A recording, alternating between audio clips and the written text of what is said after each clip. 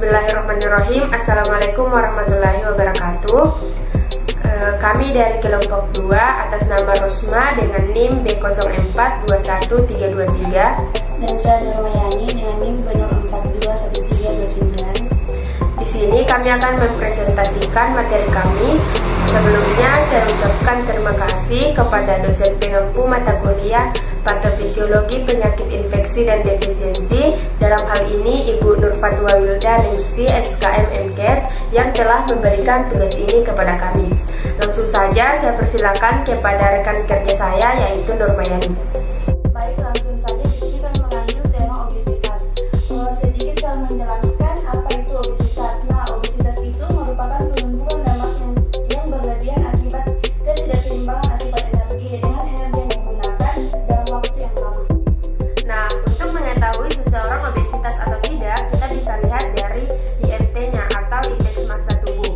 Nah, adapun rumus IMT-nya yaitu berat badan dalam kilogram dan dibagi dengan tinggi badan cm kuadrat. Nah, di sini tabel klasifikasi IMT itu ada dua. Yang pertama, klasifikasi nasional dan klasifikasi WHO. Adapun seseorang dikatakan underweight atau berat badan kurang ketika IMT-nya yaitu kurang dari 18,5. Kemudian pada berat badan normal yaitu 18,5 sampai 22,9 IMT-nya. Kemudian kelebihan berat badan atau overweight dengan risiko yaitu IMT-nya kisaran 23 sampai 24,9. Kemudian obesitas 1 yaitu 25 sampai 29,9. Kemudian obesitas 2 yaitu IMT-nya lebih dari 30. Adapun dampak dari obesitas yang pertama yaitu sleep apnea, kemudian asma, kanker payudara, perlemakan hati, ginjal, varises, stroke, diabetes mellitus 2, penyakit jantung koroner, hipertensi dan lain sebagainya.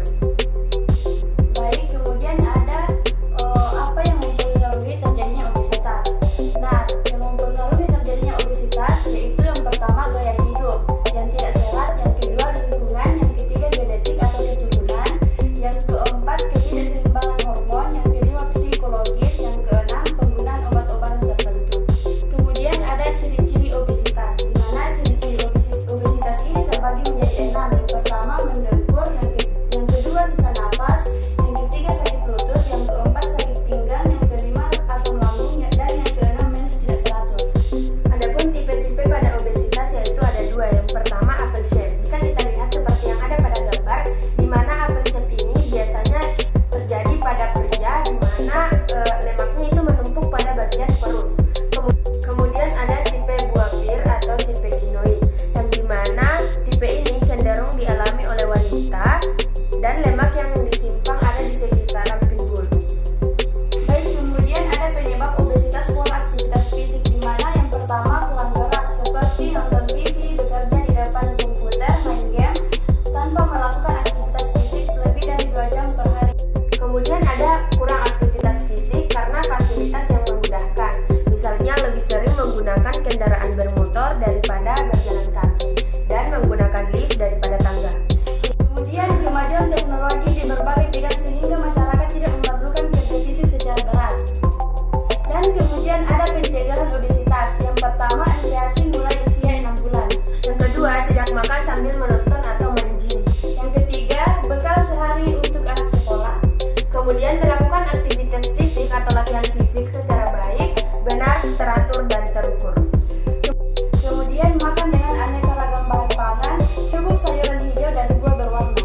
Kemudian tidak merokok dan minum alkohol, dan memperbanyak aktivitas fisik di luar ruangan. Kemudian yang terakhir ada makan dengan pola isi piringku. Itulah tadi hasil presentasi dari kelompok kami. Lebih dan kurangnya mohon dimaafkan. Wabillahi taufiq wal hidayah. Wassalamualaikum